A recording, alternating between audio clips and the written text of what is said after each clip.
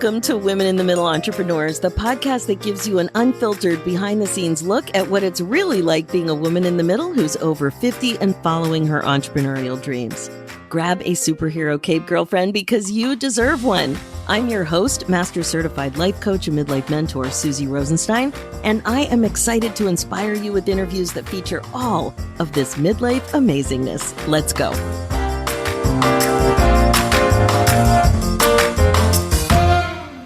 Hey there, welcome back to the show. We have a really exciting interview ahead of us about the quiet ones, or the introverts, and how they always end up being overlooked. I wonder if you can relate to that.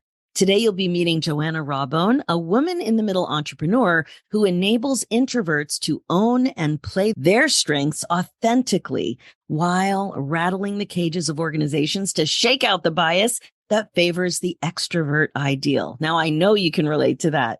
Welcome to the show, Joanna. Thanks so much for joining us today. It's a real pleasure, and thank you for the invitation. Oh, absolutely. I know we're going to have a great conversation about your midlife entrepreneur story. We're going to be talking about your business, what's going really well, and also my favorite topic, what midlife issues might be getting in the way, in your way to some extent, and maybe challenging for you in your life as well, of course, as trying to run a business, being a business owner. So let's get started with how old you are, how long you've been an entrepreneur, and of course, what it is that you do in the world. Take it away. So I am 65. Woohoo! So I know in years gone by, I would have been pensionable age, but here in the UK, it keeps creeping up and up and up. So not yet pensionable. I started and I don't know that I call it an entrepreneur business. Isn't it interesting? I'm happy to refer to myself as a small business owner, but I don't know that I quite take on the mantle of entrepreneur. But I've been doing this since 1994. So I spent 19 years in British Telecom as an engineer, as a trainer, as a project manager, and they were offering voluntary redundancy schemes. I stuck my hand up 3 years running, and finally they let me go. And my plan was to take 6 months out because I'd not had a career break. I'd not had my own children. So I had worked solidly for all that time. So I was going to take 6 months out to design my business because I knew the time had come for me to work for myself. I didn't want to be answerable to anybody else. And then I picked up my first gig at my leaving do. So I never did design my own business. It just happened. It just morphed. You mean at your little going away party or tea or whatever? That's great. Yeah, I had a big party in the pub that was called the Over the Wall party because I felt like I was escaping over the wall. So that's where my journey started back in 1994. So I've seen a few recessions. I've seen a few difficult times. And it's in since 2018 that I really started to focus on what really mattered to me. So up until that time, I was working as a coach, a trainer, facilitator, working with lots of global organizations, helping their people develop their interpersonal skills, their management, their leadership skills. And then my mum died and I'd already lost my dad. So I was then an adult orphan. And you know how quite often that's a tipping point for you to reflect and think, okay, what next? And so that's exactly what I did because I thought, so what happens now? I could retire early.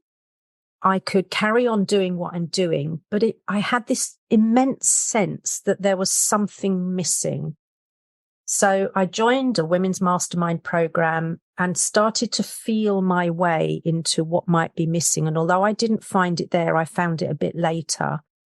I had this sense that actually I'm not done yet. I might be getting to the point of being done with all the corporate stuff. And that's when my business, Flourishing Introverts, was added to my existing corporate work. And that's fascinating. So you didn't deal with introverts specifically when you were dealing with corporate. It was more just improving communication and just helping people show up better.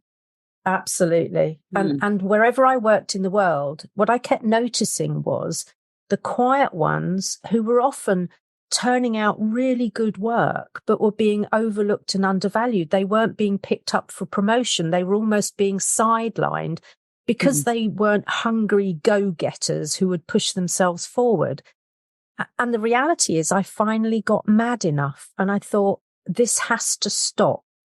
So that was when I founded Flourishing Introverts on the basis that imagine a world where introverts own their quiet qualities with pride and a lived sense of equity, actually, so that we're not overlooked.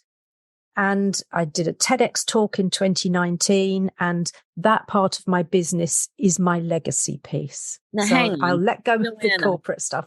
Just hang on a minute. An introvert doing a TED Talk, right? Come on. That has got to be one of the scariest things in the world for most people to think about. So why? What was the story? Like, how did you decide to make that a priority? I always had this yearning somewhere deep that actually I wanted to do a TED Talk. But, you know, their thing is ideas worth spreading. And for a decade or two, I thought, well, I don't know what idea I've got that's worth spreading.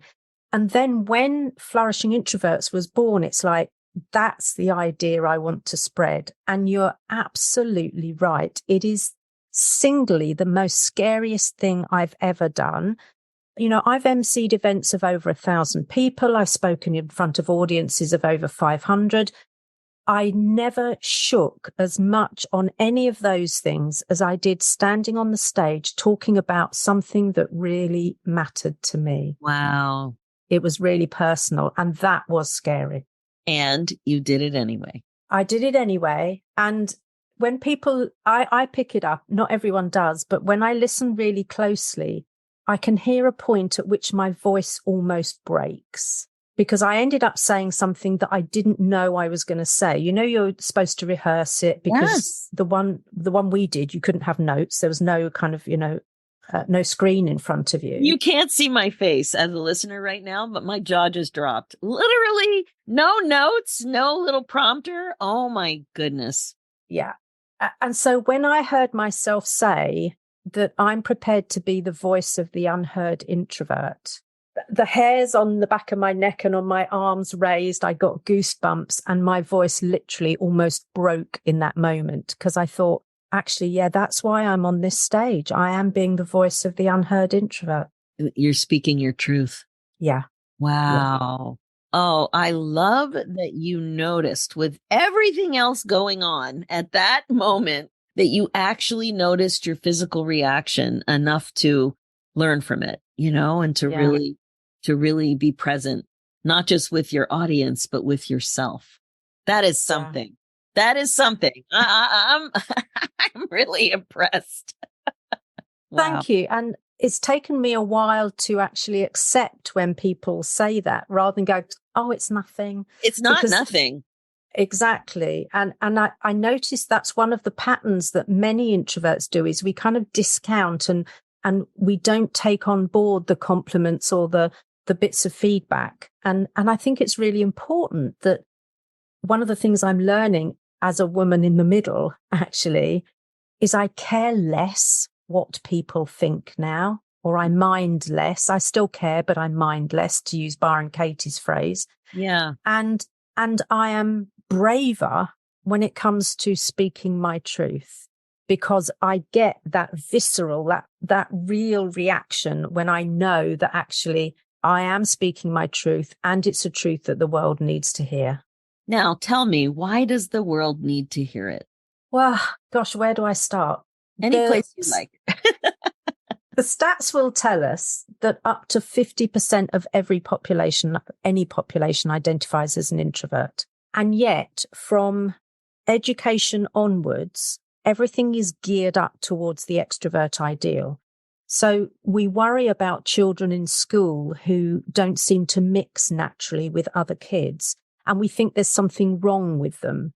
What we don't realize is that they will already have those introvert tendencies at that tender age. And maybe what they're doing is recharging their batteries before their next class. So they don't need to mix. What they need to do is recharge. And that carries on right the way through the education system on into the workplace. So most organizations, in my estimation, are missing 50% of the talent of their people. Wow. Because what they're not doing is enabling the introverts to really flourish as who they are. Many of them are doing what I did, which was pretend to be more extroverted for 2 decades until I hit introvert burnout. I'm surprised I didn't hit it earlier, to be honest. And then we that's it. We give up at that point because we think, actually, if I can't be who I am, I'm out of here. I'm not going to do anything. So organizations are missing so much talent. Now, whether that's a small organization, a small family run organization, or whether it's a big multinational, the quiet ones with so much value to add are not being allowed airtime and not being given airtime. Wow. That is a very serious thing when you look at the corporate world today, or anybody hiring anybody. There's such discussion about turnover and the value of, keeping a trained professional. Yeah. And the problems start often with recruitment in organizations. I've worked with recruiters who will mark people down in some way. If they take time to answer a question, they'll say they weren't sure of themselves. They lack confidence. They didn't know what they wanted to say. The thing about introverts, extroverts, and there are so many misconceptions still, is that we are not antisocial. We're selectively social. It depends on how much charge we've got in our social and emotional battery. We're not depressed. We're not loners. We're not misanthropes. We don't hate people. Some introverts are also misanthropes, but those two don't automatically go together. And so one of the things we need to do is actually understand the difference between us. So I go back to Jungian psychology on this. I'm a Jungian, not a Freudian. I go back to Jungian psychology, where what he talked about is introverts look inwards to themselves. They get their energy from within. Extravert, and he said extra, not extro, extraverts get their energy from external sources. So we're quiet when we're recharging. Once we're recharged, we can get back in the conversation again. Simon Sinek, I think, has the best way of describing this. What he says is that introverts wake up every morning with 5 coins, and every big interaction they have costs them a coin. And so very soon they are broke, they are depleted, they are out of coins. Extroverts wake up with 0 coins, and every big interaction they have, they gain a coin. So they're busy getting rich during the day from all the interactions.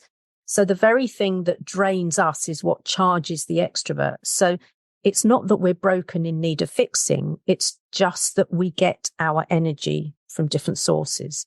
And then there's the communication process different. So extroverts typically, I'm making a bit of a generalization, but it's not far off, have a say, think, say process. So you ask an extrovert a question, they'll give you an answer, and it's like a stream of consciousness. They'll make sense of it as they're talking. In fact, I have a very dear friend, Matthew, who says I speak in order to understand what I'm thinking. Exactly the opposite for introverts. We think, then speak, and then reflect again. So it takes us longer to respond because we're thinking through what is our point of view on this, what are the right words to use, and therefore sometimes miss the opportunity in the conversation because we haven't jumped in the way that an extrovert does. But of course, both of those have value. Both of those bring something to conversations, be they business or personal conversations. That is so good. Thank you for referencing that idea and then explaining it so clearly.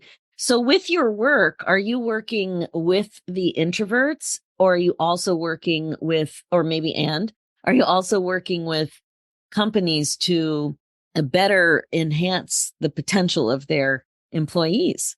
Both. So I work with individual introverts, either one-on-one coaching or group coaching.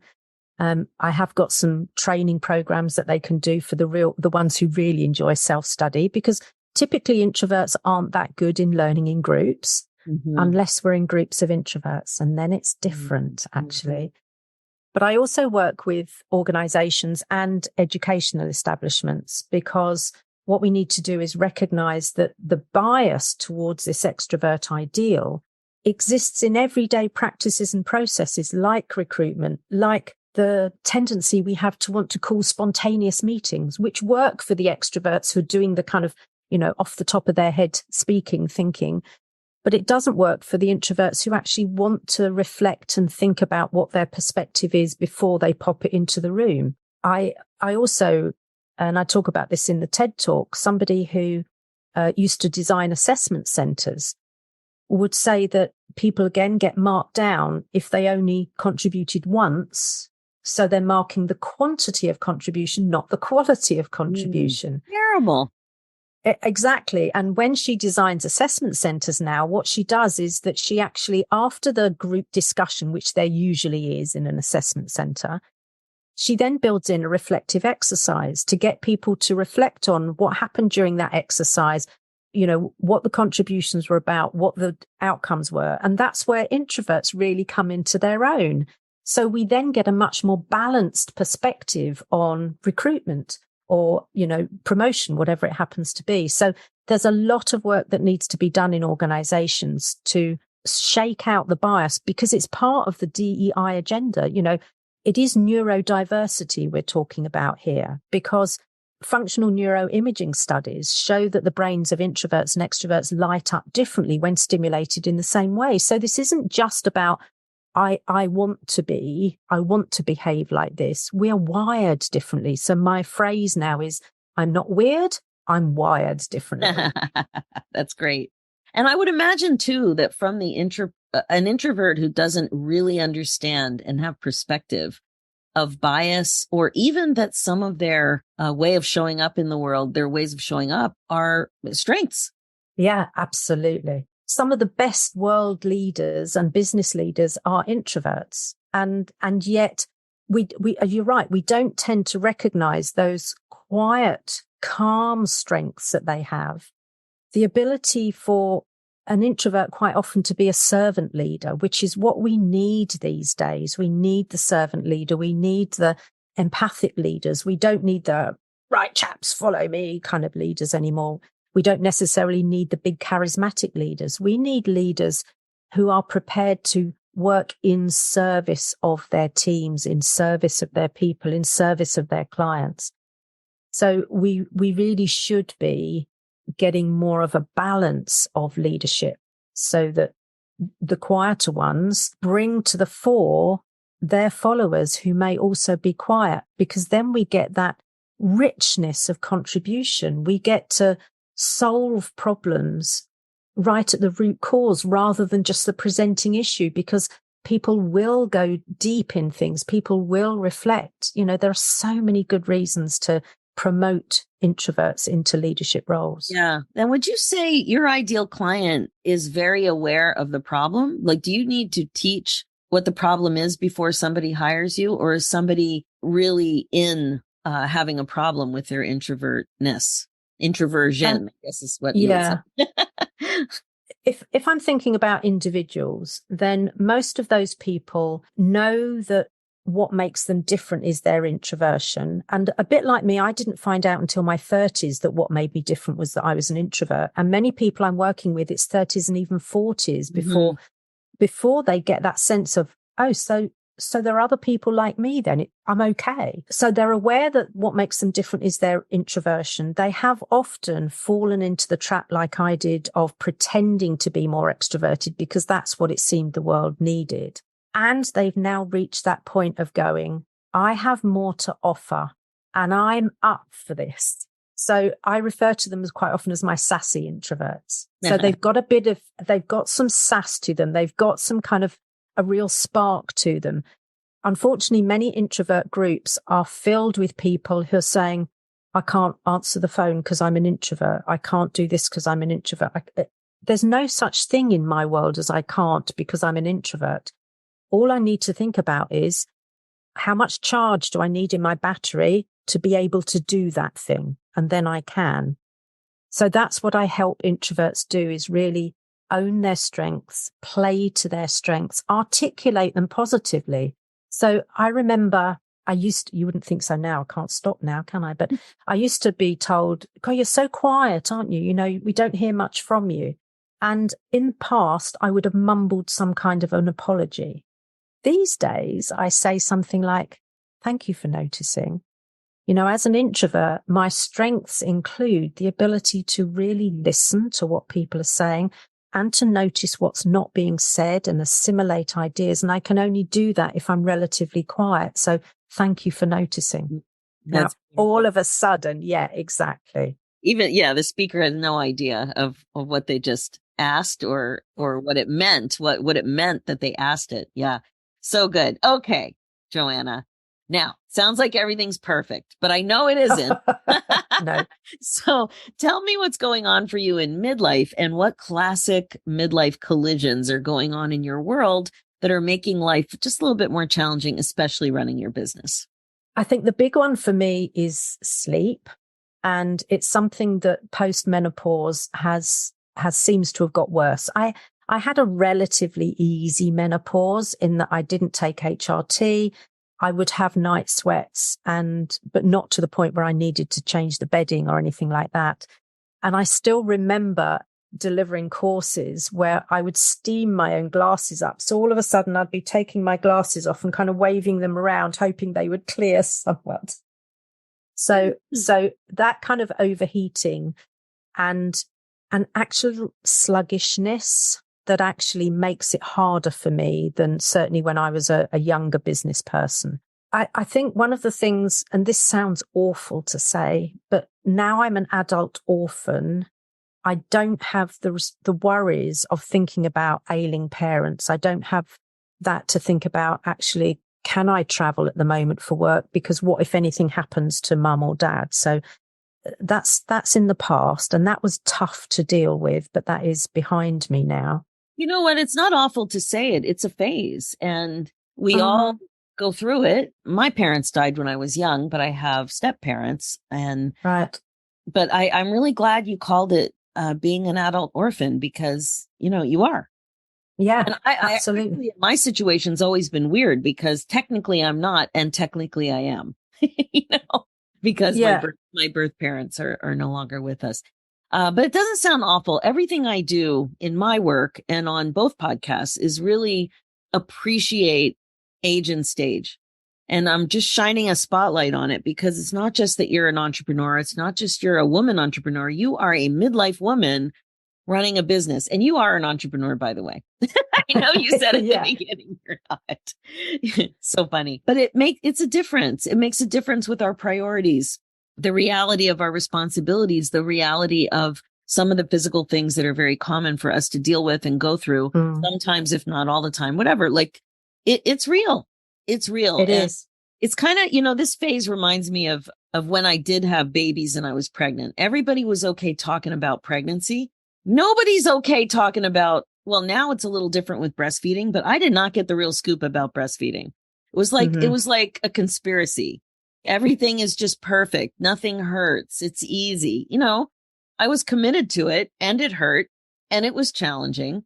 And then when I had 3, under 3.5, it was really challenging. So wow, it was, I barely remember that. So I barely remember anything from that phase. But I do find that there's not a lot of people talking about what's really going on when you're trying to run a business in midlife and dealing with this extra stuff. So don't feel awful. It's a reality. You had that phase, now you're in a different phase. It is. And one of the things I found fascinating is as I was, I'm now 65. So as I was approaching my 60s, mid to late 50s then, I did quite a lot of work in the Middle East, and I was working in Doha with nationals, and my brief, it was for a big oil company. My brief was to bring the men and the women, the ladies as they call them, together so that they would communicate and interact. Well, if you know anything about that culture, that's quite rare actually. And so I knew I had quite a tough brief. What I hadn't quite anticipated was that for that culture, they seem to respect their elders. So the fact I had grey hair really helped. And I had a lot of the young men who would come and seek my counsel, who would take advice. And I knew I'd made it when one of the Arab men came and offered his hand to shake mine, because you certainly don't offer your hand first. And it was like, actually, that's huge respect coming from that culture. And interestingly, because that happened around that mid to late 50s, and I've got to say that my 50s were better than my 40s and my 60s have been better than my 50s. So for anyone who's working up through this, don't think that life ends, because far from it. But that gave me a lot of confidence to think, actually, yes, I'm grey-haired, but that just means I've got a lot of wisdom. I've got a lot of experience that I can now share with people. And I have never, ever experienced the invisibility that some midlife women talk about. And I think that's partly because I've chosen not to be invisible. So I think there's a big thing happens here, that we choose how we show up. We determine what attitude we're going to bring to things. And I have never felt invisible, and I can't imagine feeling invisible because I choose not to be. It's very interesting. We think we can control how other people think and act and feel, and we can't, but we can control how we show up. Absolutely. Yeah, really interesting. And I know another thing you mentioned is that you didn't subscribe to the macho goal setting approach. Tell me more about that. Are you talking about the patriarchy, that sort of thing? Yeah, and the whole, you must have a SMART goal, So as entrepreneurs, and I've joined quite a few programs, I've worked with quite a few mentors, and I've been shamed by some fairly big male business mentors who, when they were trying to pitch me for I think one of them was a $24,000 program. And I said, I'd like to go away and think about that, because that's what introverts do. So for anyone listening who has people who say, I'm going to think about that, we're often taught to handle objections, overcome objections. Actually, for many introverts, when they say they want to think about it, they genuinely want to think about it. And it's not that you haven't covered anything. So it's nothing to do with that. It's just that it's our process to go away and do that. So when I said to this chap that actually I want to go away and think about it, he said, so you don't think you're worth investing in then? Mm. And it's that kind of macho approach to business that turns me off completely.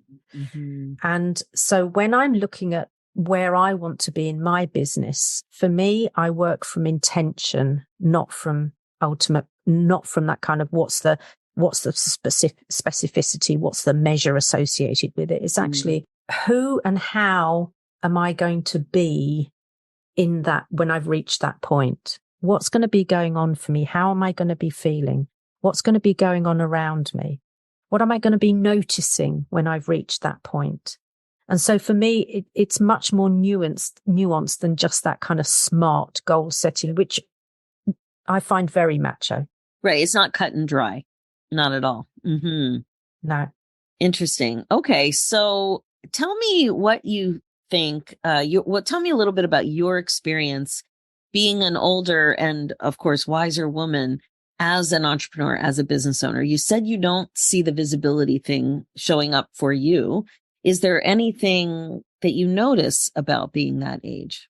It's interesting to be able to separate whether it's age or introversion. Yeah. So I can definitely talk about the fact that one of the things I struggle with, so you asked a few questions ago, kind of, not everything's always rosy. Mm-hmm. And one of the things that I do struggle with is the whole sales piece, because, and it's taken Matthew Pollard's work to help me realize what great salespeople introverts can be. But I'm also, I think, so much more empathic now as an older woman. And I tend to see the kind of ripple effect of things. And it's one of the reasons why I'm really happy not to push people to buy stuff from me. I invite them to work with me, and I'm very happy to do that. But I'm not in the least bit interested in, as I say, the shaming thing or the pushing them, or even, so much of what we're taught around the entrepreneur space is, have the scarcity piece in there. And so people will create false scarcity, and the value stacking piece where actually I've never seen you offer any of those things. So how do I know that's what it's worth? You've told me that's what it's worth, but I can't buy it anywhere else from you. So for me, it comes back to with age, my ability to be really authentic and confident in the power of my authenticity. I think authenticity is a bit overused as a word, but I know exactly for me that I have to be able to put my head on the pillow if I could sleep and sleep at night rather than worry about actually, I've spun someone a bit of a yarn or I've fabricated something. So I have to be able to stand full square behind everything I do and know that actually that's aligned with who I am and where I want to be going. Mm-hmm. Alignment doesn't feel like a struggle. It feels like you're just totally solid in the goal of alignment. Absolutely. And I wasn't laughing at you when you made your little joke about if you could sleep, but it really did strike me fun. Yeah. And you also about appearance, about gray hair, wrinkles, and you said softness, which I thought was such a beautiful way in your notes. But certainly I have heard a lot of people talking about gray hair in my community and in response, people requesting that I do more episodes about it and about the decision to go all gray. I don't have a lot of gray hair, so it's nothing I deal with yet. I just have tiny little strands that sparkle in the sun. Sparkle. So I don't think that is where the real pain comes from for some women about gray. But you've embraced your gray. So was that ever an issue for you? You're all gray and beautiful. Thank you. No, it was never an issue. And, I wish people could see because the front of my hair is actually really white and then it gets a bit darker around the back. And I wish it would all go the really white that's at the front. It's never been an issue. And it's also, in a way, so much more convenient because I don't spend hours in the hairdressers. I don't spend so much money, having to have my roots done or my color done or whatever that is. So environmentally and from a health perspective, I think it's better. And it makes me smile when I see so many younger women having their hair done grey because it's so fashionable now. It's like hilarious. Absolutely. Hilarious. Absolutely. Yeah. And so, I hear you. Yeah. So I think, it's absolutely everyone's choice. And I would never want anyone to feel that they ought to one way or the other. But I know for me, it's tied in with that authenticity. It just feels like, actually, this is who I am. I can show up much more fully as me with, in the same way that I don't have lip filler or kind of Botox or any of those things. This is me. And if you choose to work with me, you know exactly what you're getting because what you see is what you get. It's funny about this one because with Zoom now, I've never looked at myself more than I have in the last few years. Who looks at themselves this much? But when you have an online business, and what I did notice was that my eyebrows were completely disappearing. Oh, so snap, right? Like that was something I never expected and I never thought about it. And then all of a sudden they were disappearing. So I feel very out of place thinking about it so much and purchasing things that are the wrong color and the wrong product and whatever. So I definitely end up wasting a lot of money there, but that is something I am a little focused on finding, because then I had somebody in my academy, in my group program, who it was an expert on makeup for women over 50. And in fact, she was in her 70s and absolutely stunning and so knowledgeable. And she talked a lot about eyebrows and absolutely. How they, they really matter. Anyway, blah, blah, blah. That's just something I'm worried about. Well, and no, I get it too. So I've noticed that mine are thinning a lot and I dye my eyebrows. Sometimes I'll use eyebrow pencil. Sometimes because I wear glasses, you can't always see them. So you can now if I raise my eyebrows, but otherwise, you can't see them very much.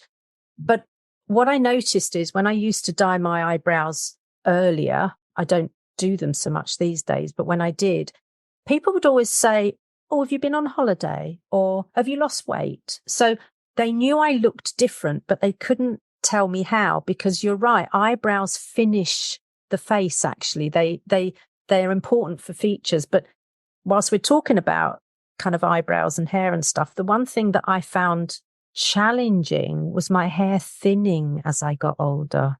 I've heard that. So when did you notice it? It was towards the end of my menopause. So it And wasn't in the early stages, it was towards the end. now, did you find it challenging because you became more self-conscious, or ideas that you had about beauty and hair, or what do you think it was that bothered you? I think it was that I was just self-conscious, because we do associate youthfulness with bushy eyebrows and glossy locks somehow, a full head of hair. And so I think they are markers of our aging process. But because I am so intent on aging as gracefully as I can, as naturally as I can, it's then about saying to my hairdresser, okay, so how do we cut my hair now so that what wave and curl I've got kind of looks better?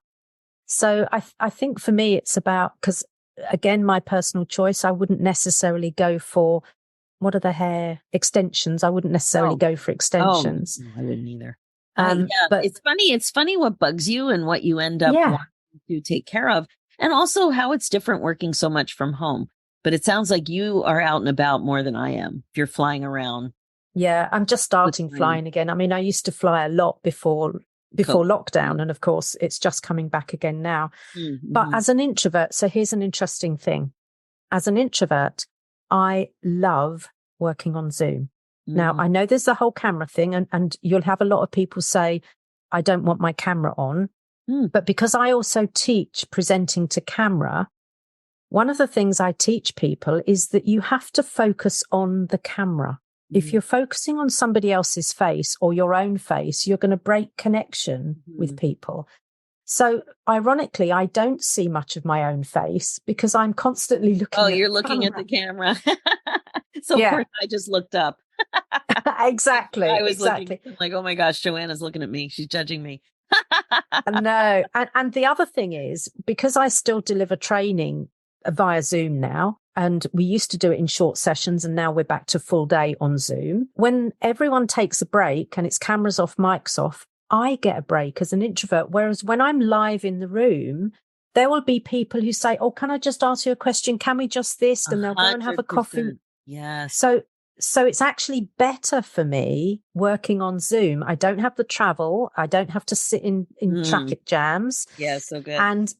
And I get a break 3 times during the day, whereas maybe I wouldn't have done if I'd have been face to face with people. 100%. Okay, one more question. In your notes, you mentioned that you have a goal, an idea, a mission to eventually impact 1 million introverts globally. Now, tell me about that. So my big vision here is that there are extensions of flourishing introverts. There are representatives around the world who are using the methodology that I use to rattle cages, to support introverts. And 1 million is actually quite a small number. When we think about half the population being introverts, that's a drop in the ocean, really. Yeah. But for me, it's a big thing. And at this stage of life, it would be very easy to say, oh, I'll just work with a few and that'll be good. But actually, I know that I have this bigger piece in me. And I was talking to somebody about fulfilled life and those 3 enduring components of a fulfilled life, one of which is legacy. And I absolutely know that I'm doing this because there's a legacy piece here. But then I read a guy's quote. I think it was, can't remember his name now. But what he said is legacy is not about leaving something for people. It's leaving something in people. And that's why I'm doing this, to leave in those 1 million people this sense that they are enough, that they are okay who they are, that they have great skills and qualities that the world needs. And we just need them to believe in themselves more and step up authentically. Yeah. Oh, that's so good. All right, Joanna, how can people best get a hold of you? You're very interested. I know you don't want too many to call you at the same time, but what's the best way to get you? Pretty much everything is on my website, which is flourishingintroverts.com. You'll find my TEDx talk. You'll find my introvert type quiz, which literally just looks at which of the 6 types or blends of introvert are you. There's some free downloadables like mastering meetings, like how to raise an introverted child, And there are little courses available. Everything is available in that one-stop shop. My podcast, my TV show, it's all there. Amazing. Joanna, thank you. You are awesome. Thanks so much for taking the time from your day and share all this amazing information. I'm sure that 50% of the audience loved it. The other 50% is thinking about an introvert that should listen for sure. So I really, really love what you're doing. You've been so authentic and I really appreciate it. Thank you so much. Thank you. I've really enjoyed our time together. All right. That's it for now. If you're listening and loving what you hear, please like and subscribe. Reviews are great too and much appreciated. And if you're a woman in the middle who's 50 or over and an entrepreneur and would like to also come on the show, please go to www.midlifeinterviews.com and fill out an application. We'd love to have you on to share your story. Thanks so much for listening. It's never too late for you to put yourself on your agenda. I'm Suzy Rosenstein, and I'll talk to you again soon. Now, real quick before we say goodbye, if you are connecting with this show, I'd love to invite you to a happiness breakthrough coaching session. It's my laser-focused coaching call that will help you get clear about what's getting in your way as a woman in the middle entrepreneur and confident about your next steps to more happiness in your next chapter. Head over to www.nextchapterbreakthrough.com. Talk to you soon.